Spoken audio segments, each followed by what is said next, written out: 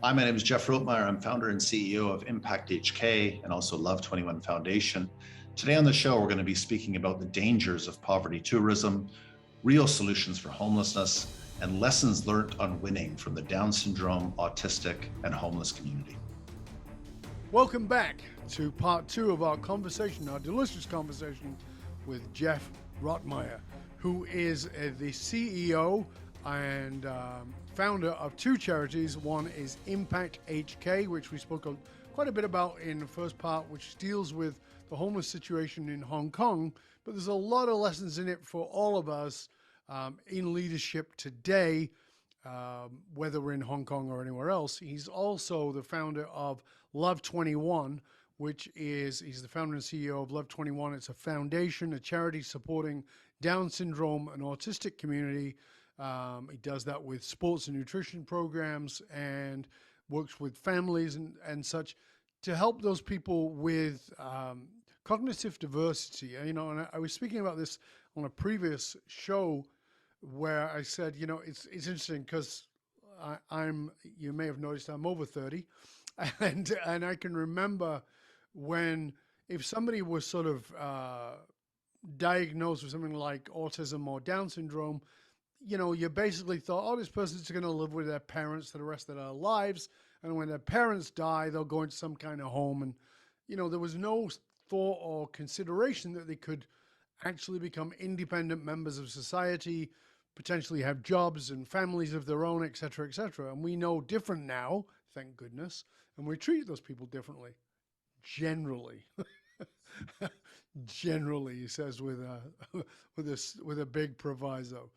Talk to us about Love 21, Jeff, because, we've talked about ImpactHK. We talked about how you got into that. Talk to us how you ended up being part of or creating this foundation, Love 21, and specifically for the autistic and Down syndromes community.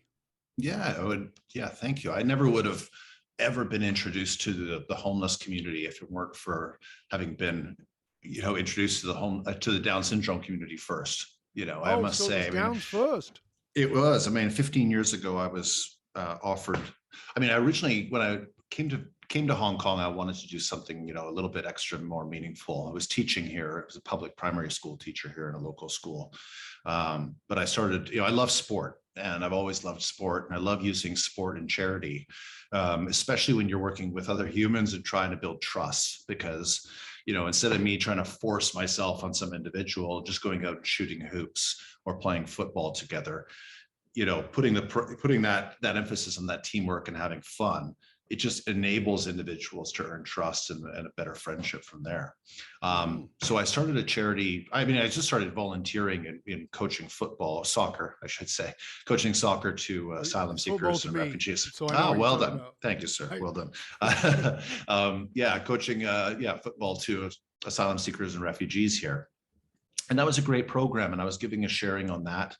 And then when I sat down afterwards, a doctor approached me and asked if I would consider doing the same for the Down syndrome community. And I was, 30 years old at that time, and I'd never met anyone with Down syndrome in my whole life, which is embarrassing to say.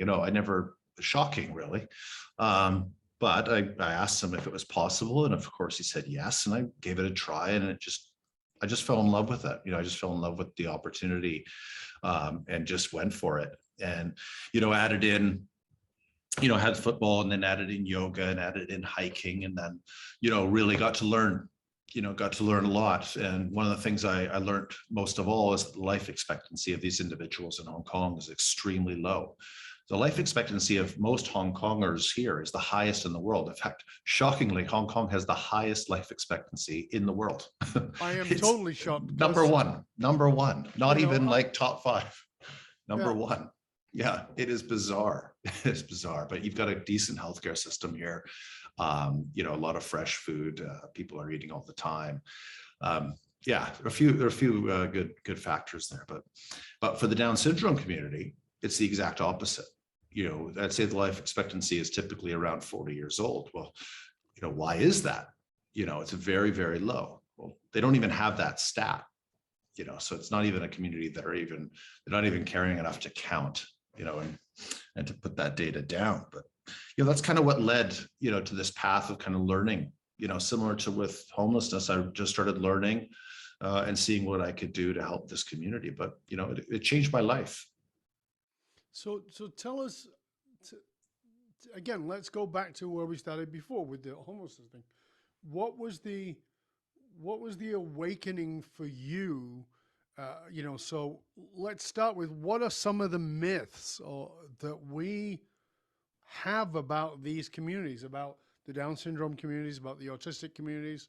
What are some of the myths that you just went, this is complete crap? We've been believing nonsense. Because as you said, you'd never, you're 30, what did you say, 31?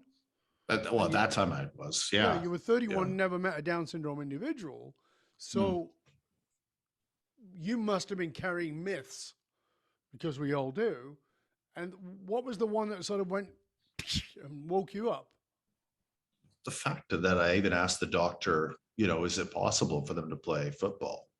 That's like, what an ignorant question that is. I just had never met the community, didn't know anything about them, never thought about them, never saw them, right? A huge part of our community, right? I think it's the most common genetic issue in the world, right?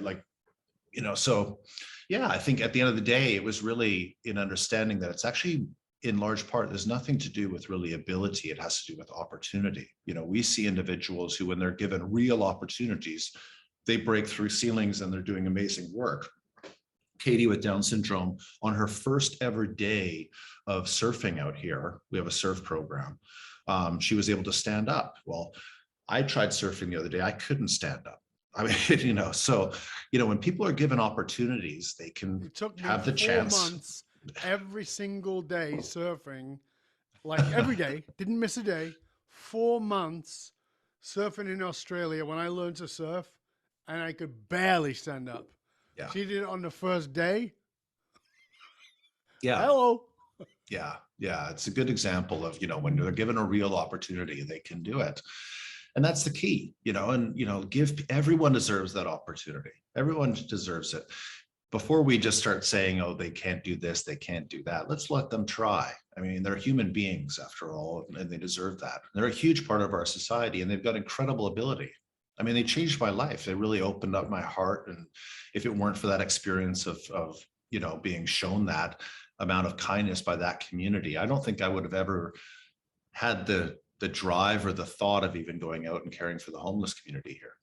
So tell me about that. Tell me about the kindness and caring the Down syndrome community showed you. Well, one thing I realized, that they taught me very well is, the importance of being vulnerable. I think, the vulnerability that they show, and, just putting their heart on the table, being genuine in who they are. These are not people, like sometimes people in society think, oh, they're always so lovely and cute and charming, like teddy bears. No, they're human beings. They have emotions. Sometimes they're sad. Sometimes they're angry. They're people, right? But they definitely are real. And I love that, they just put themselves out there like that. And I think I really absorbed that a lot. I like being vulnerable. I like expressing. I mean, I'm Dutch, so I kind of am pretty direct as it is, but I do like being real and owning who I am. And of course, seeing the benefits of how important kindness is and how that makes people around you, better. When you, so you started with them, they were the group 15 years ago. They were the first group. They were. Yeah. And how did that evolve into the autism side of it? When I first started that class, that football class, it was, I think, 15 members in that class. And I think there were roughly about 11 individuals with Down syndrome and then 4 members with autism. And it was just kind of put in. And I had no idea of I didn't really know anything at that time. I was just a football coach.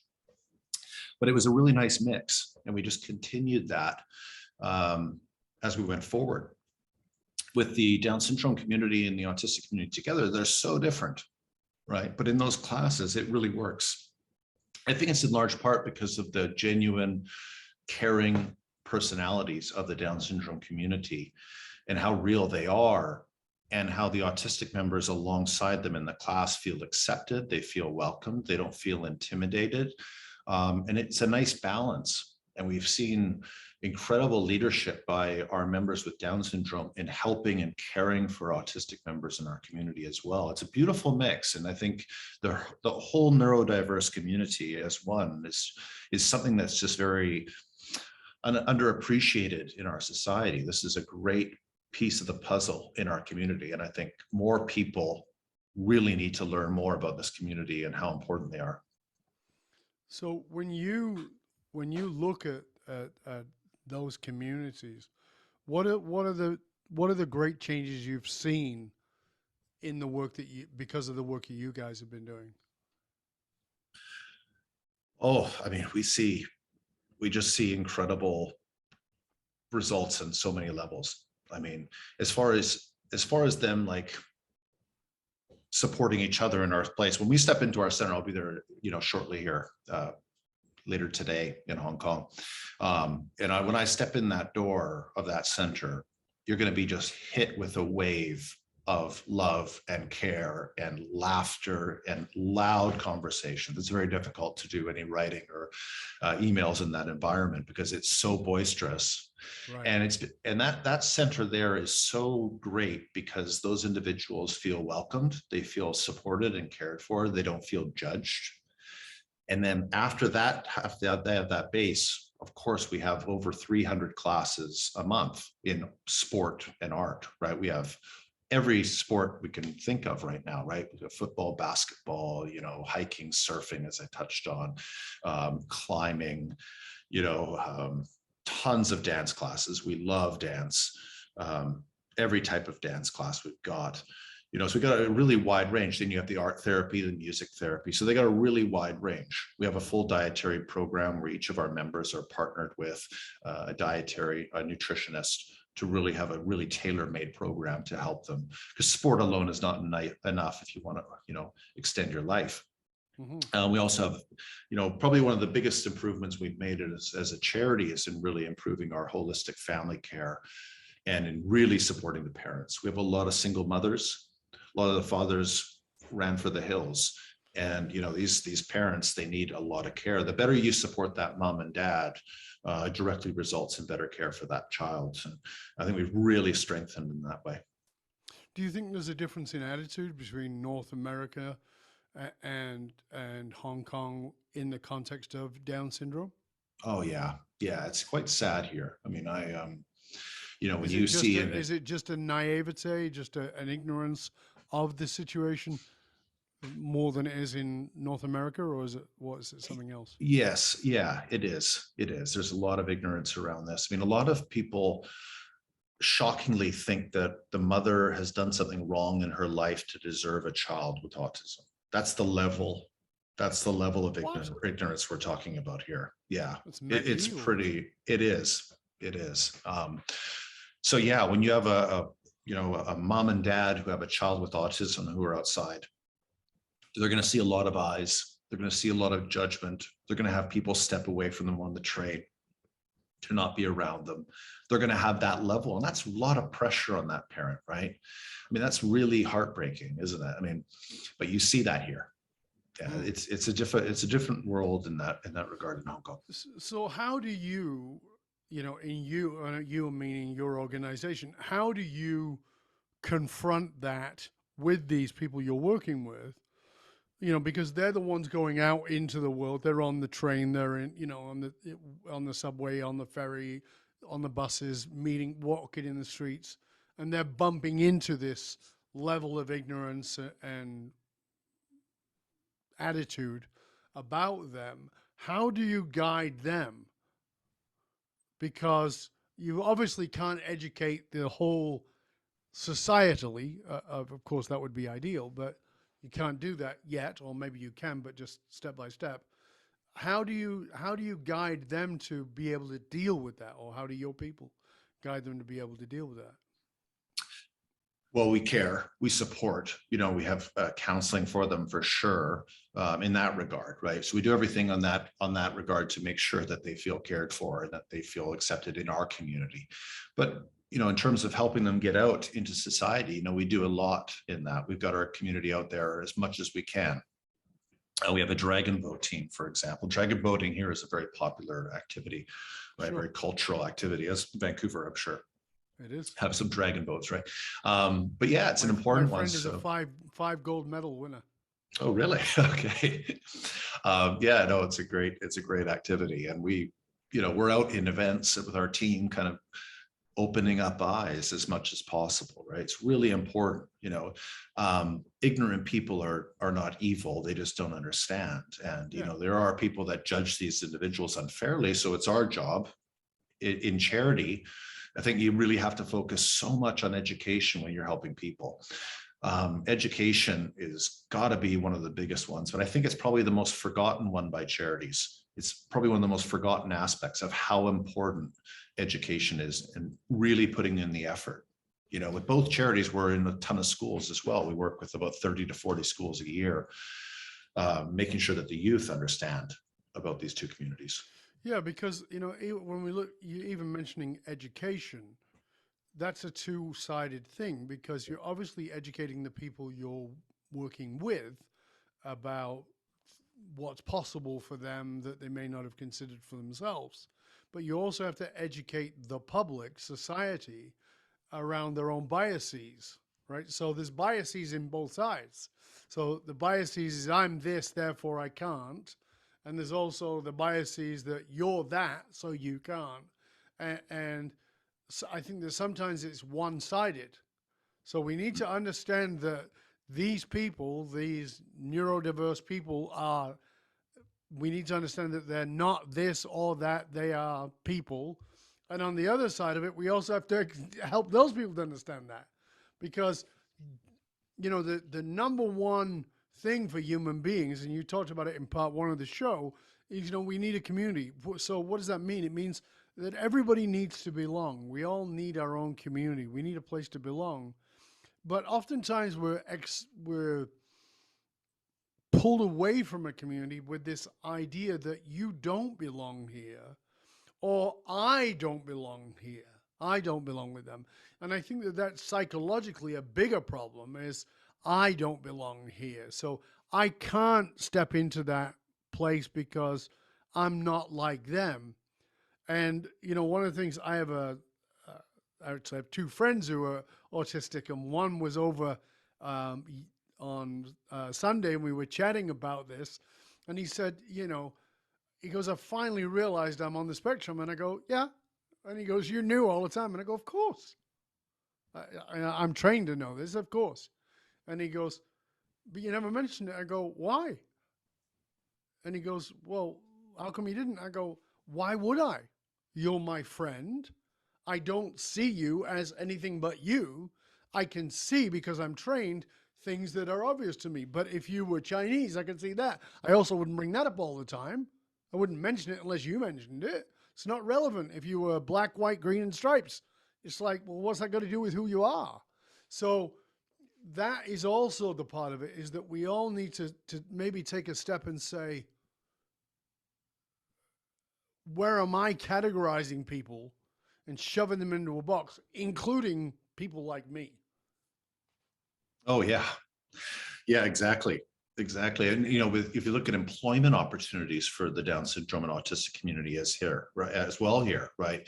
Almost always they're put into these sheltered workshops where they have a very mundane, routine job of putting something in a box. But if you look at the Down syndrome community, I mean, what an amazing community for customer service and personalities. I don't know if you've ever been to a cafe that employ the neurodiverse community, but that's the kind of cafe I want to go to. If I had to choose between that cafe or a Starbucks or whatever, so great going into those cafes, because that's that diversity and that inclusion that obviously makes our city a better place. Are there many of those kinds of things in Hong Kong? There are a couple. There are a couple, but That's more good. and more we're opening up, and we're going to be moving towards social enterprises. I think social enterprise with charity is extremely important. We'll be definitely going in that direction with Love 21 as well. But So yeah, it's let's exciting. talk about that. Let's talk about social enterprise, because this is a piece here, and I want you to sort of explain this to our viewers and listeners in the context of, many of the people watching and listening to us are they're business leaders. Mhm. So let's talk about what can they do in the context of social enterprise. Well, social enterprise, is under with us, right? It's still under the umbrella of the charity, right? It's actually in generating a business, creating a business product that we're selling, and all the profits will just go to our community, right? And that's kind of what we're trying to do. So with ImpactHK, we have our own coffee, we have our own coffee shop, we have clothing shop, clothing brand, and that's kind of the direction we're moving in, is our coffee shops. With Love 21, we're just kind of starting to explore where we can take this. We're employing many of our members to work for our charity in a training program right now. And then we're going to eventually take that into having some type of a social enterprise, most likely in food and beverage, right? Because it's just a great fit. It matches our values and our vision in terms of healthy eating. So we could have something cool with that. But no, social enterprise, I think the biggest challenge with it is that a lot of times social enterprises, they don't create an amazing product, and they try to rely too much on the fact that it goes to charity, and they put out a product that isn't that great. And in a capitalist, or in that world outside, consumers have choices, and they Yeah, shouldn't of just, course. you want to have the best product. Well, that's why the best social enterprises in my mind they have the product that is competitive or better. But the additional aspect is that the money also goes to help people in need. And that's how you really have a flourishing social enterprise. Well, I think that if you're going to put your money into something and you go, oh well, it's going to good cause, great. But if it's going to good cause but it's crap, it's kind of like, yeah, how much good cause am I going to give to? But Yeah. if it's good cause and it's at least equal to, then you're like, yeah, if I'm going to spend $1 with them, and it just goes to help buy that guy a yacht, or going to them and it's going to helping society, I want to be part of that. Because I honestly believe that given the opportunity, most people are decent and will do something good. But at the same time, they are also socially conditioned in a capitalist society to go, yeah, I don't want crap, right? So I Yeah. think you're absolutely right. And it's a good awakening. When you think about all this, Jeff, understanding that our listeners are business people, if you was to say to them, all right, let's say it's not possible for them to be part of Impact HK or Love 21, and you said to them, what would be the advice you'd give to them to get out and make a difference? What would be some of the guidelines you'd give to business people? Business people, think about something. Think about something you care about. Think maybe it's if you're a business owner and you have a company, hopefully there's some type of a match there, right? Whether it be in towards environmental, the elderly, the youth, the impoverished, the poverty issues or something like that. I would find the alignment that really goes with your company and the values that you have, and then you try to really just learn as much as you can about the cause, learn as much as you can about the organizations that you could partner with there. But it's a tough one. I think the answer there is really, there's a lot of ways you can go. As a company owner, we have people approaching us and saying, hey, we want to, like, say a JP Morgan or something like that, they like, hey, we want to employ individuals. Well, a lot of individuals we have experiencing homelessness outside, they don't want to wear suits and work for JP Morgan, right? They don't want that job. No. And, so it's tough to find, sometimes they want that quick fix. So we'll employ your community. But in some ways, hey, we just really want your cash, right? Like, we want JP Morgan's cash. But at the same time, we also want JP Morgan to bring their staff out and join our community, get involved in there so they can be educated. The more people that are educated about, and educated is a bit of a harsh word, but the more people that understand our community and understand what our charities are doing, that will directly result in cash, and it will directly result in change. The more people that understand, the better, right? But yeah, I mean, how can they help? I think, I guess I question a lot, how can I help? Sure. And I think, everything starts with caring, and then you see where that step takes it. So let's go personal for a minute. Sure. How long have you been married? Coming up on 20 years. So yeah, Okay. So you it's been a met good your ride. missus, you were a school teacher, Yeah. and then you became this guy, right? How did your missus feel about that? Yeah, I do. Yeah, it's a good question actually, because I think it's been a bit of a shock, bit of a whirlwind adventure, right? Like, yeah, it's an odd one. Being in charity is one thing, but these two charities have really taken off. I mean, ImpactHK is probably one of the most well-known charities in Hong Kong now, it's a big time charity. And yeah, she'll have a lot of friends asking her questions about me, which is, I feel bad for her in that regard. And there's a bit of this kind of like weird, strange celebrity type thing here. And I really cringe at it. I want people to be recognized for charity work. I think it's important that we don't just focus on the Kim Kardashians of the world, but Please, let's not. yeah, but it is a bit odd sometimes. And I do feel for her, but no, I'm just very grateful for her support. And, it's incredible support. She's been alongside me the entire time. One thing is very clear is that you could never start these two charities alone. There's no way I could have ever done any of this alone. There's always been an incredible support network, and my wife has always been a rock by my side the entire way. So very grateful. Yeah, that's wonderful. And the reason I asked you is because the whole thing we brought up earlier was everybody needs community, and and I think that one of the greatest challenges is when you don't have community in your own home, and sometimes that is difficult. Your partner loves you, genuinely loves you, and supports you, and all those kind of things, but it's like, yeah, I just can't handle this. This is too much, and so to have somebody who will be by your side, even if they're not involved, but fully supportive of you being there doing that. I'm fortunate and incredibly blessed in that my wife, I've done some stuff that is totally economically stupid um, from a point of view of being a business person, but it mattered and it was a cause that I cared deeply about. And I know that my wife has always said, just do what you need to do, and I'm going to be by your side for that. It's like, I can't say how much that means and how much difference that makes in taking away the hesitancy to serve. So that's why I asked you. I think it's really outstanding. Yeah, on that, I think that's probably the greatest gift that she's given in terms of support, is just saying, yes, I understand you have to do that. Because I'm out, typically quite late at night, 8, 9, 10, 11 p.m.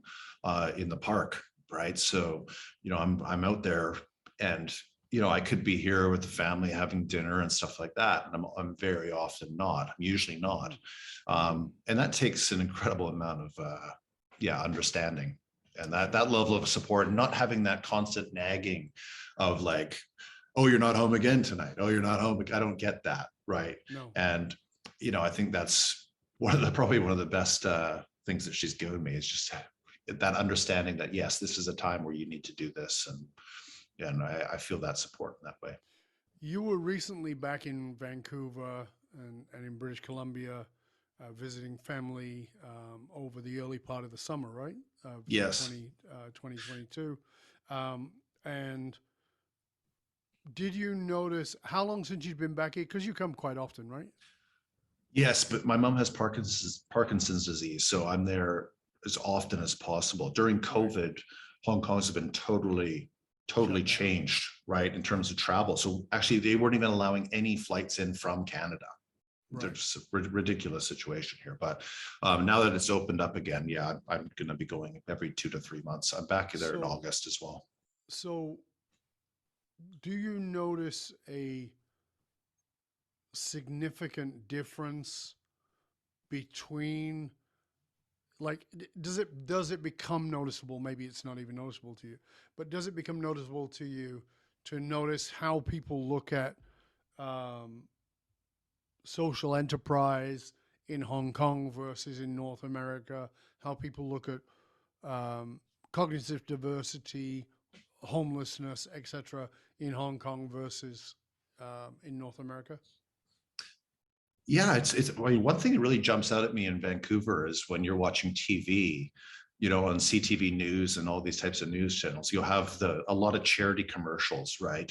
Mm-hmm. All of a sudden you'll have the Sarah McLachlan song come on, you'll see a dying puppy and you're like, oh Yeah. God, like donate. Right. And that's the type of, that's kind of I never did any charity work in Vancouver, right? I went to university in the States straight away after high school and then jumped over to Asia. But that kind of is the way I think about charity work and charity in Vancouver. I really don't understand how it's done there, but I do see that typical strategy.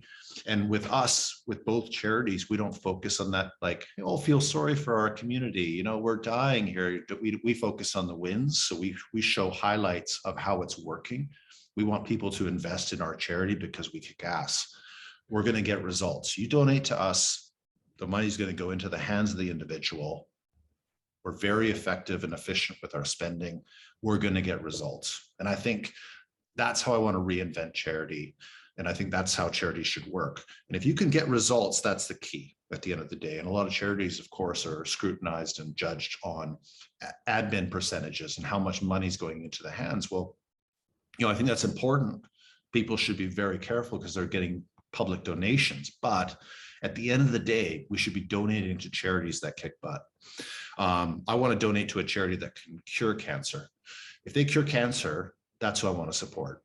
I don't care what they're giving the CEO at that point. If they can cure cancer, that's the key point, right? I don't know what their CEO is getting paid. I just know that they've got a great product, right? And I think that's kind of the shift, is giving charities that opportunity, right? So for you, maybe that's a great place to close the lesson, which is that we need to focus on charity being about creating wins as opposed to helping victims. Yeah, I think that's the case. I mean, especially if you look at the homeless community in Vancouver, right? What is the solution there? Right. And I just see it being enabled. Charity as opposed to victim-focused charity. I like that. That's a great place for us to close. Thank you for that. So again, please make sure that everybody knows out where they can find more about you, Jeff, about your organizations, about both of the charities, and all the other wonderful resources that you have. Great. Thank you so much. Yeah, it's really nice talking with you. Love21foundation.com. So it's love and then 21, the digits, foundation.com, ImpactHK.org, ImpactHK.org. And on Instagram, you can find myself, the guest room HK.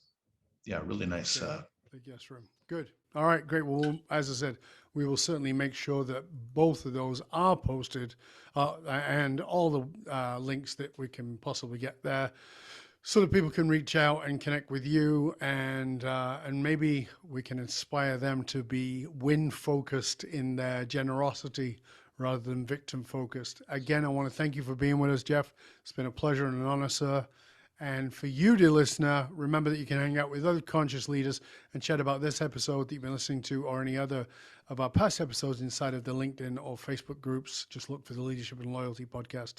Because remember, those who control meaning also control the tribe. If you control the tribe, you can control the movement of that tribe by controlling the meaning. So what if you decided on a greater meaning, a meaning that was about the win rather than the victim? I'm Dov Barron. I'm here to show businesses and teams and leaders how to harness their emotional source code to move their tribes, because unified actualized meaning is the one single monolithic difference between mediocrity and greatness for all individuals and companies. I want to thank you for sharing the show with everybody you know. Stay curious, my friend. Stay curious about how you may be holding bias about neurodiverse communities, about the homeless. Maybe examine a couple of those things and maybe look at how you can be a part of the solution not just part of a instant gratification, but an actual long-term solution. I'm Dov Baron. I'm here to assist you tapping into your deepest meaning to reach that next level of clarity, focus, purpose, and profit in your business, your life, your leadership impact. And I am out.